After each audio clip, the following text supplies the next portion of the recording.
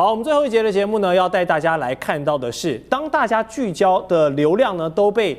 中東戰爭吸走的同時哦，關注度被冷落了一段時間的俄烏戰場，其實也正在進入一個關鍵的轉折點，因為雙方最近又用無人機有一波巨大的攻防了。我們來看，俄羅斯在大動作一天內出動了近1000架的無人機哦，然後還有34枚的飛彈，狂轟烏克蘭的西部城市。那也在不少地方，包含能源設施、民生設施啊，都有造成一些死傷。烏克蘭的能源設施被重點打擊啊，所以北部的民眾呢，現在無電可用。然後另外，烏克蘭受到攻擊之後，他們也這個不甘示弱，同樣派出了無人機，然後去打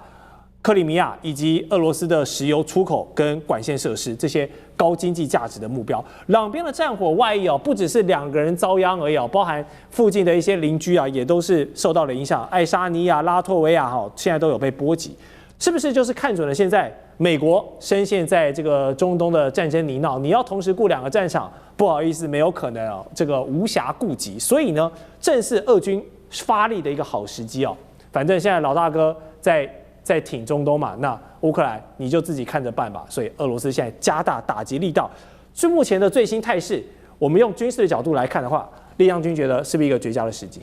整個俄烏戰爭哈，到現在已經進入了第5年哈。其實這場戰爭，俄羅斯主要的目的，其實就領土方面來講，它就是要頓巴斯這塊地方。頓巴斯哈是一塊不管是工業或農業都非常富饒的地方，稱之為整個東歐的心臟，就是指頓巴斯哈。那俄羅斯打了4年下來當然不如他預期的這種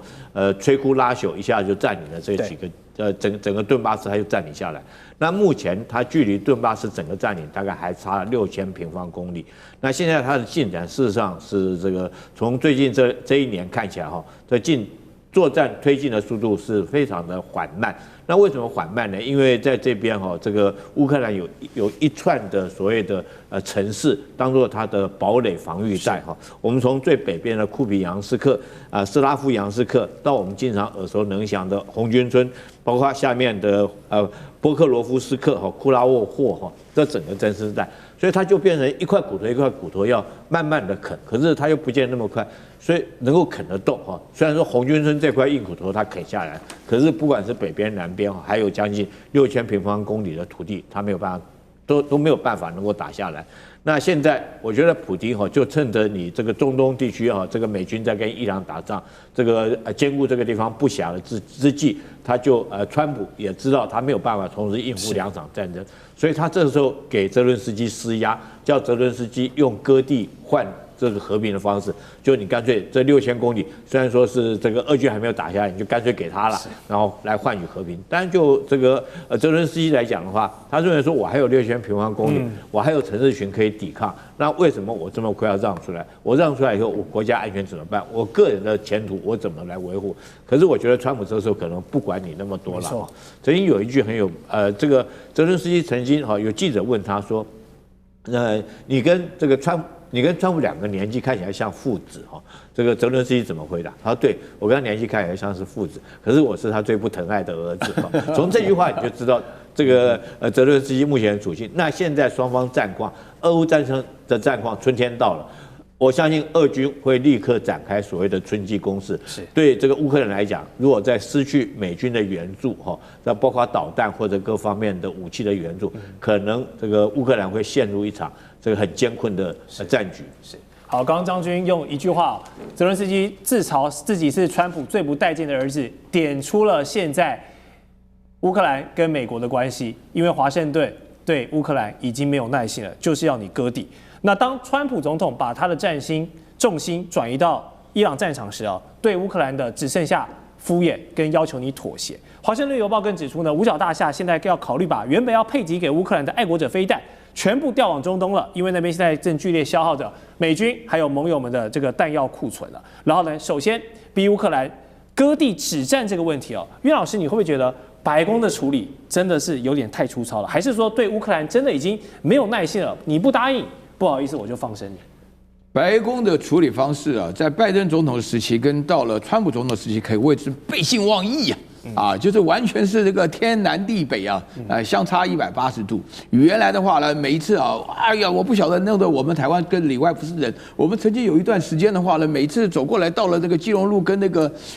信義路口的時候啊，都有那個烏克蘭的揮的國旗啊。那天我們都是烏克蘭人啊。我真不好意思講啊，誰跟你是烏克蘭人呢？他搞得現在烏克蘭的話呢，上一次在白宮裡面呢講說 "You have no cards" 啊，這講的已經是非常難聽了啊。這意思就是說你根本就不是個咖，你跑這邊來幹嘛？那我覺得澤連斯基這個人果然是演員出身啊，臉皮比槍還厚啊。他這個你有機關槍打不透的啊，所以他基本上的話就認定你。他為什麼？他這是個溫情綁架。首先第一個的話呢，你在美國不好意思說變臉就變臉，因為美國基本上有一些專業幕僚的話講說，在國務院裡面有很多人講說，我們真正的敵人到底是不是俄羅斯啊？對不對？我們真正的敵人的話呢，倒是應該說句良心話，他們就認為我們真正的敵人是中國，但是每次不知道怎麼搞的，是不是變成就是打不到中國？那這個，那第二個情況下來講，歐盟本身處境非常尷尬啊，因為前不久的話呢，當川普講說你手上沒牌的時候，那歐盟的國家，尤其是德國啊，還有法國帶的要派部隊啊，要給錢啊什麼的，澤連斯基的話呢，又稍微這回光返照，又興奮了一下啊，对吧？然後現在的話呢，我覺得剛剛講的非常清楚啊，就是頓巴斯啊那4個省嘛，對不對？就是盧甘斯克、頓涅茨克啊。赫爾松再加上這個什麼扎波羅熱啊，原來克里米亞就是這5個地方給了以後，那這個地方的話呢，剩下的話呢，烏克蘭的話要承認俄羅斯文的地位啊什麼的，那也不能夠再要消滅原來的那納粹的部隊，那這個就是原來特別軍事行動，這是什麼事情？這是普丁的面子啊！普丁的面子很重要啊，因為俄羅斯現在，我說句良心話，如果川普不上台，俄羅斯今天還在不在，有沒有垮都是大問題啊。俄羅斯根本都是只有靠賣油啊、賣氣啊，对不对？他因為不是說有這麼多天然資源的話，他根本都撐不下來。那現在的話呢，那個澤連斯基也是看在這一點，就發覺我們只要再努力一下，俄羅斯就垮了。那現在搞成這個樣子，美國自己也捲進去了。那你叫美國拿什麼來幫助他？美國不幫助他的話呢，歐盟這些國家又有什麼能力？是對不對？所以我們就現實來講的話呢，我覺得這個烏克蘭是慘了。現在雙邊開戰場，真的是給了全球非常大的這個壓力，不管是經濟壓力也好，還是這些參戰國他們所有的人口損耗，還有彈藥損耗。我們剛剛也提到了，五角大廈如果真的要給烏克蘭斷炊，我給你的愛國者，不好意思，我現在全部要調去中東使用。那代表美國對伊朗的戰事呢，真的是把這些彈藥給消耗殆盡了嗎？或者是說，我現在找到一個理由，趁機教訓你這位不聽話的澤連斯基，跟教訓你烏克蘭。好，如果美國真的抽身了，我們就想，俄羅斯跟烏克蘭真的是1對1啊，他們的空襲能力，還有烏克蘭的防空體系，能否撐得住？教授，你的看法？我認為這個伊朗戰爭外溢到，對，首先受到最不利的，我認為就是烏克蘭戰爭。烏克蘭，對，烏克蘭戰爭，你就面臨了烏克蘭戰爭面臨的是雙逼降，俄羅斯是以軍事實力逼降，一直向前不斷的推進，對，那烏克蘭擋得住嗎？這個是硬實力，這個軍事逼降，美國是斷炊逼降，哇，這兩個一面對完蛋。為什麼？因為美國的軍工產量全部都要供應到伊朗戰爭，它要大量消耗，包括愛國者飛彈，還有其他的精準炸彈，根本不可能給你烏克蘭啊！你問自己想辦法吧。斷炊了，這邊俄羅斯的大軍進攻，這邊斷炊了，雙面都在那邊要烏克蘭投降，所以現在川普講說，你趕快把頓巴斯割了吧，你割了頓巴斯就停戰了嘛。是，現在面臨這樣，你不割，那我武器彈藥我也沒辦法給你。美國永遠是美軍優先，怎麼可能烏克蘭優先嘛？我自己都不夠，會補充給你嗎？